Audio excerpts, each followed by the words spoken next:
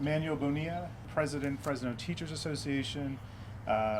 Today I'm alongside a really brave McLane High School teacher. Her name is Alison Mattox. It's here to talk about an incident that took place almost 2 weeks ago at one of our schools, McLane High School. Once again, Fresno Unified has failed to keep its students and its staff safe. 2 weeks ago, a McLane High School teacher, Alison here, was assaulted in her classroom while trying to protect the student from another student and their adult relative. This attack took place during lunch when the adult relative walked onto campus, entered a building that should have been locked, and made their way into her classroom. There, alongside the student, they assaulted another student, and in the chaos, both Alison and the student were hurt, and unfortunately, Alison, the teacher, suffered a concussion. To make matters worse, the attackers left the campus without being apprehended, and even now, 2 weeks later, to the best of our knowledge, there's been no arrest in this case, and that is unacceptable. Now, let me be clear, this incident should have never happened. Teacher had been asking site administrator for support for 2 weeks leading up to the incident, had been warning them of the growing tension between these two students, and yet she did not receive the support that she deserved or those students deserved. Now I'm going to invite Alison to the podium to tell her story. I just also want to make sure that you know just how brave it is that she is telling her story, particularly in a school district where sharing these things publicly is not well received, but I think she understands the need to share the story so that way things can change within her system.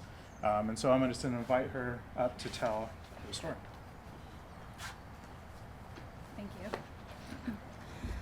Okay, so on October 3rd, one of my students and I was attacked in the classroom by another student and her adult relative. This happened despite my repeated pleas to the school site administration for support.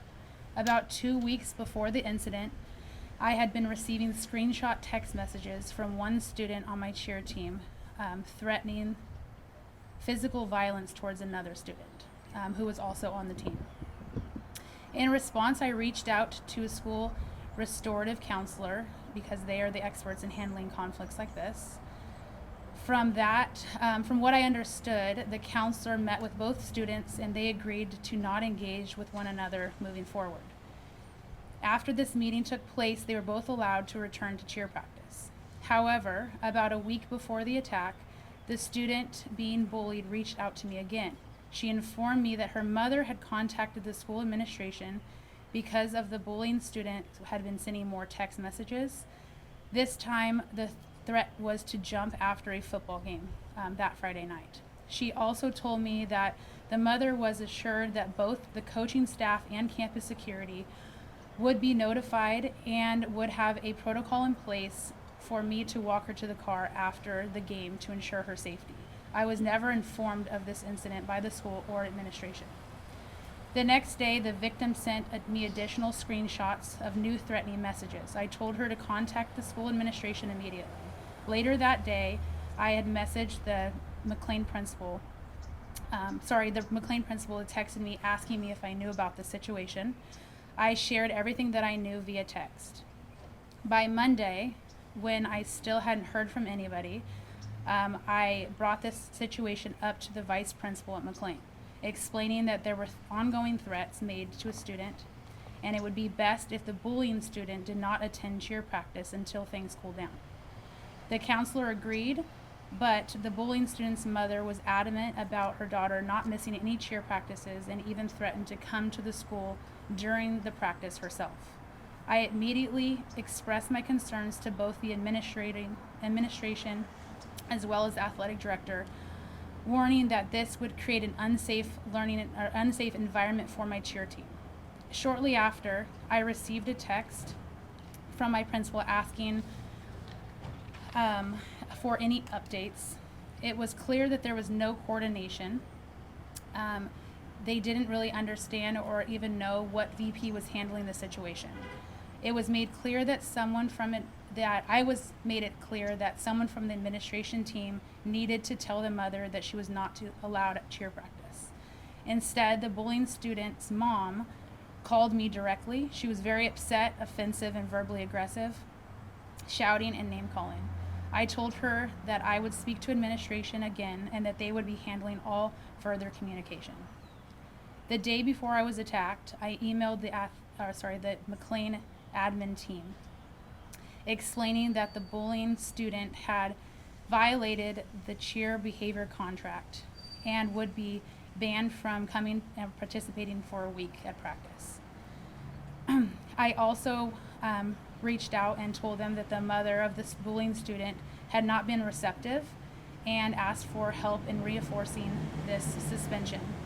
I attached in this email the signed behavior contracts for reference. Instead of offering support, everything was put back onto me. The administration replied to me and stated that since this behavior contract was a program expectation, that I would be the one that needed to enforce this contract. And if I needed help, I could reach out to the athletic director or another VP. This was not support. I had been aware of these issues, or they have been aware of these issues from the start, and something should have happened and they should have stepped in. The admin then stated the school is a restorative campus and our concern is more about resolving the conflict than administering disciplinary actions. Not that corrective actions won't take place, but we prioritize learning and repair. The day before the attack, I informed the bullying student that she was suspended from cheer for a week and that she would need to follow restorative practices before returning. She seemed receptive about this and agreed to take time off. The next day during lunch, the victim came into my classroom and told me that they had participated in a restorative circle. She felt that it had not gone well. Moments later, a few other students entered my classroom to eat lunch. Shortly after that, there was a knock at the door. A student opened it and several people walked in, including the bullying student, one of my former cheerleaders, and unknown to me at the time, the bully student's adult relative. The bullying student quickly approached the victim, who was sitting in front of the desk, and shouted, "We are going to fight." I noticed there was an adult woman in the room and immediately jumped up screaming, "No, absolutely not." I got in between the two students to stop the fight, but the bullying student started swinging, hitting both the victim and myself. As the victim crawled away, I was struck multiple times. She managed to escape the classroom, but I tried to restrain the bullying student to prevent any future violence. In the struggle, the adult relative was hitting me as well, pulling my hair. Unable to hold on any longer due to the assault, I let go of the bullying student, and both her and her adult relative chased the victim down the hallway. I ran out of the classroom looking for help and found a fellow teacher. I briefly explained what happened and asked him to call for security. To my knowledge, the student and the adult relative were never stopped and possibly never arrested. Due to this traumatic event and lack of proactive support and seeming lack of accountability, I feel unsafe to return to work. With that being said, I feel more for the victim's student and her family, as I can't imagine how traumatic this event has been for both of them. Again, this is completely unacceptable. Fresno Unified may have new leadership, but the same problems remain. Time and again, district leaders fail to protect our students and staff. We see a culture of no accountability where students who engage in dangerous behavior go unchecked, and adults who intimidate or threaten staff walk onto campuses without facing any consequences. This is not an isolated incident. Not long ago, another parent entered Pyle Elementary and verbally assaulted a third grade teacher in front of her students. Our students and staff deserve better. Students and teachers should not fear for their safety in their own classrooms. Parents should not have to worry about whether their children are safe at school. Our community should not tolerate a system where violent behavior is ignored. Teachers and students come to school to teach and to learn, not to be subjected to violence. Yet across this district, we're seeing the same failures in incidents of racial violence, a shooting earlier this school year, and now assaults on campus. The bottom line is this: Fresno Unified's leadership must be held accountable for these repeated failures. We need a full investigation into how this adult relative gained access to the campus and into the classroom, and why the teacher was not given the support she requested before the attack. We need accountability. We need safety, and we need to ensure that this never happens again.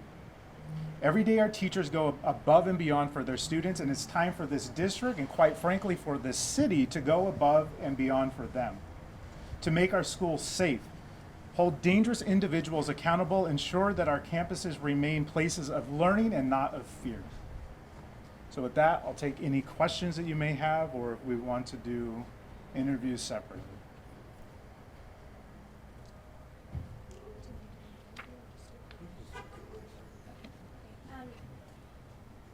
Can you explain what has been the response from Fresno Unified as you've reached out?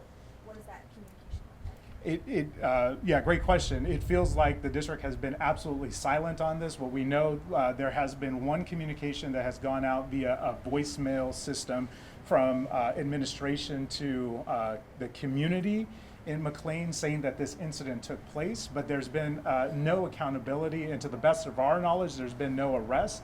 And so could you imagine the fact that somebody, an adult relative, was able to go onto campus that should have been secured during lunchtime, was able to get into a locked building, or what should have been a locked building, into a classroom. Nobody stopped them, was able to assault a teacher and a student, and able to then leave and not be apprehended. As bad as this situation is, could you imagine what would have happened if this person had a weapon or anything else? There's been no communication as to what they're doing in regards to holding these people responsible, and there's been no communication as to what they're going to do in the future to make sure that this thing doesn't happen again. It's quite frustrating, particularly because at this specific school, there was a shooting outside of the campus 3 days into this school year, where we should have had heightened security. It seems like it was even more lax than what it was at the beginning of the school year. Has there been a process of Alison identifying the assailants through security camera footage or anything like that? We have requested the security camera footage, but this should be no question at all in regards to who did this and whether or not they should be held accountable. Anybody on social media could go and look up. Unfortunately, this incident, this assault was recorded and put up on social media so the world could see what happened. So that's why we do not understand the delay in holding people accountable. Now, I think there's a lot of attention, or as there should be, around violence in schools, especially related to children and the safety, the importance of safety for children. Why do you think it's also important to spread awareness about the dangers related to being a teacher? Well, our teachers, like I said, they go above and beyond for our students, and quite frankly, it's a very, very, very small minority of folks that act violently in regards to things, but that could impact the lives of not only our teachers, but of our students. And so we need to be aware of not just these physical violent activities, but there are other safety issues going on in our schools that, because there is a culture of no accountability in our school system, that it allows it to grow into these acts of violence. And so yes, we need to address this act as a physical act of violence, but then also address what many of teachers would say is a lack of accountability for those things that could possibly build into more physical threats. With that being said, with all these assaults piling on and you saying that there has been no accountability, have there been discussions of a possible legal suit towards the district at any moment? Yeah, so all I could say is that we are taking a look, we are meeting with legal counsel to determine what paths forward we may have.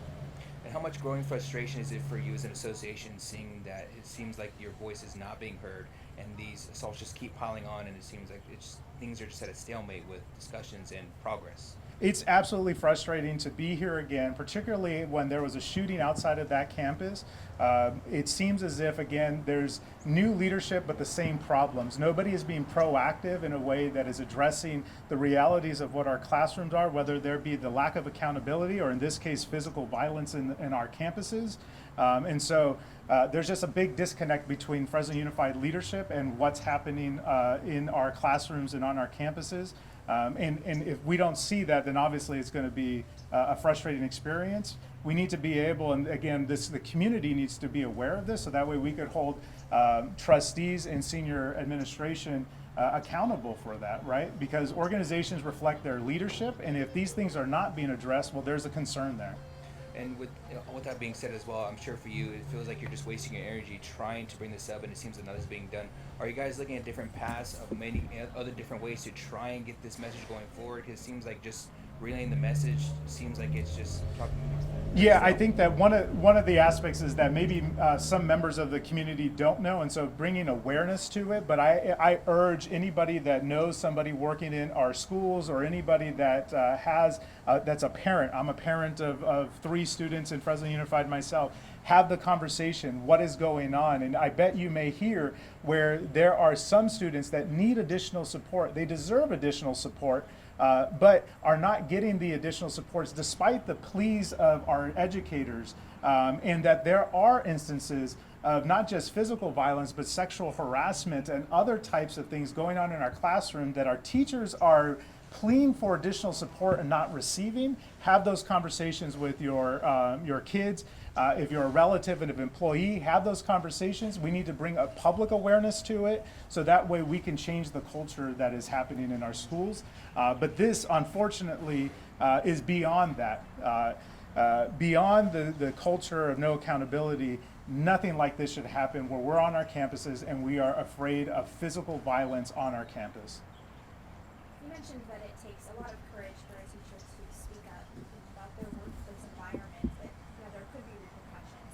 Why would you encourage people, you talk about parents and teachers who may be experiencing that situation, why would you encourage them to be courageous? This system is not going to change until we start to speak out about the realities that are happening on our campus and in our classrooms. Again, I want to just praise Alison and her bravery, particularly in the culture that we have in Fresno Unified, to bring awareness of the situation.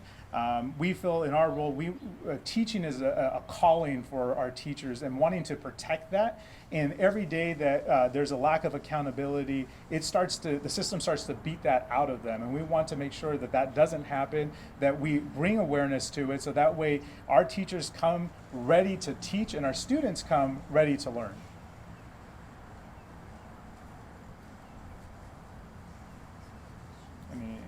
Yeah, so, go for it. like, what are some safety measures the association brought to the district and the leadership in the past, maybe few months or few years, and what are the safety measures you added to the? Yeah, so the question about safety measures, right, this is a complete failure all the way. So I'll speak specifically about this incident, and then I'll talk about generally some safety issues. This is a complete failure of support prior to the incident. It shouldn't be reliant. Too many times across the board, everything is put on the back of the teacher to do. In this case, as you heard, putting it on the teacher to handle the situation alone, as opposed to when being asked for or asking for support, not being provided the support that she deserved and the students deserved in the situation. But beyond that, the safety measures should have already been in place, right? We have protocols in regards to how an adult comes onto campus, right? You've heard so much of the district's Raptor system and other protocols, and so it's frustrating as a teacher and as an employee to hear the district tout these items that they say are happening, and yet how was it that somebody was able to physically make it onto the campus, walk across the entire campus, get into a locked building, get into a classroom? It is a complete failure of the implementation of that. And are we going to see accountability for that? There doesn't seem to be accountability across this system, and so we don't know if that's going to happen, right? So across the board, this incident is a failure of just implementation. And in regards to across the board safety issues, our students that may be going through traumatic events that may act up in classes, they need additional supports. That shouldn't be incumbent upon just the teacher to provide those additional supports. Two things are happening at once. Our students need the support that they need, maybe outside of the classroom, so that way they are not disrupting the learning of the other 29 students in the classroom. So that way, when they get the support, they're coming back into that learning community ready to learn. And oftentimes it feels like teachers are not given that support, they're just told to deal with it. So we've had those discussions, and it feels like it's falling on deaf ears. And what it leads to, when those things are not taking place, it leads to instances like this where there are acts of physical violence on our campus, and we want to make sure to stop that. I think one thing that's really shocking about hearing about the situation is not just a student attacking a student, but an adult woman coming in and attacking a teacher. I think that is rare. Can you estimate the age range of that woman? Middle age? How old?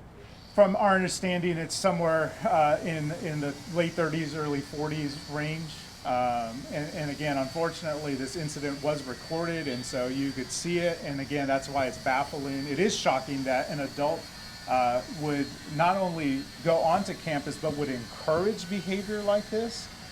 So as a community, we need to do better as well, not just as a school district, but as a community. What are we doing to hold some community standards on how we are raising our students, if you will, because encouraging students to engage in this behavior is also a concern.